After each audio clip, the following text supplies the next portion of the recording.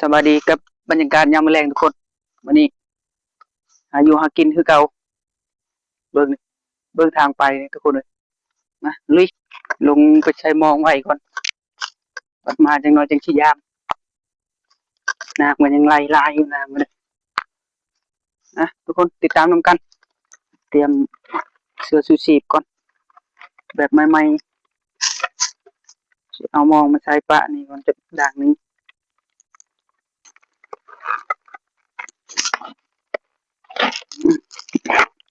มื้อนี้อากาศเย็นกว่าเมื่อวานนี่มื้อนี้ได้ใส่มานเด้อ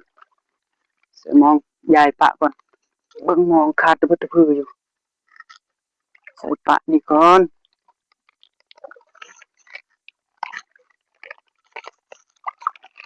ชีวิตของชาวเขาซื้อเด้อายุหากินไปน้ำ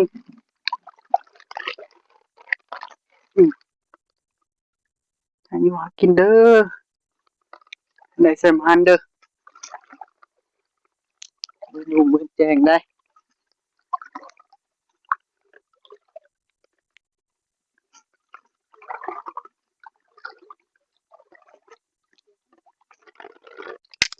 น้ำมันไหลแห้งเลยใช่ใช่กระเดวนะเสียงดึงบ่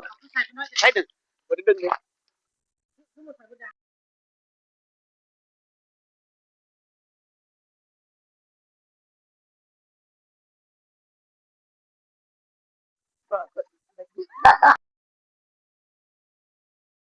มันก็ได้ปลาช่องโต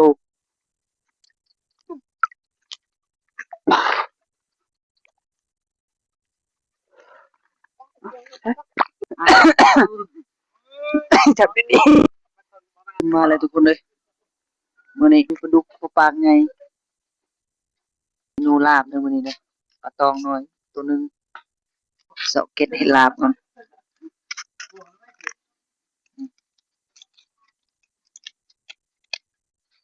มาทุกคนมาแล่ปลาก่อนแล่ปลาเฮ็ดลาบก่อนอาหารแลงนี่บ่มีหยังหลายเฮ็ดลาบคือเก่าพี่น้องเอ้ยหาขึ้นมาแต่ห้วยจักชดมื้อนี้มีคนมักหากินเนาะพอได้กินนี่ล่ะอายุหากินไปเรื่อย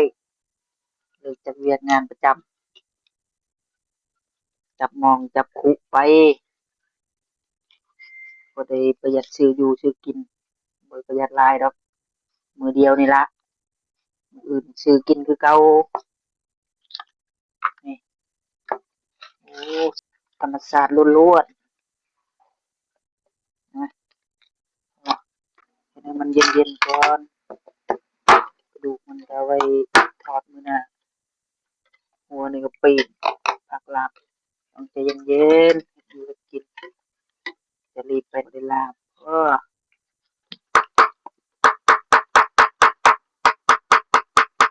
เมนูบ้านๆลาบปลานี่นะยังลาบอยู่ยังบ่แล้วค่อยไปเอาหัวมาใส่ล่างผักให้มันหอมๆแล้วหัวอันนี้สูตรมาจากบ้านโดยเฉพาะสูตรสมัยตะกี้ต้องปิ้งหัวเด้พ่อแม่พาเฮ็ดปิ้งหัวแล้วมาลาบมันสิออกหอมๆนี่มาเบิ่งหัวนี่หัวปลาน้อยเนาะบ่ใหญ่ปานใดก็โอเคอยู่โอ้สับหัวมานี่มูนหอมเลยสับหัวมาให้แหลกสูตรดั้งเดิมนี่สูตรจากสมัยโบราณ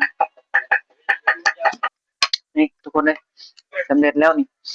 ตำก่อนเด้อตำใส่กกให้มันแหลกก่อนแล้วก็ซุปใส่หม้อเอาก็ไก่โพดเบิ่งคนลาบตำใส่กกเลยลงหม้อแล้วใส่หลายๆแล้วมันพริกใส่หลายแซ่บหลาย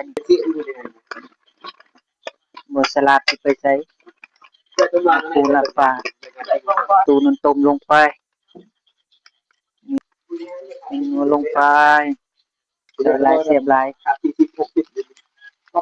นะกินข้าวอะไรไงหอนเวลานาทีเลยเออกินเด้อกินเด้อหักว่า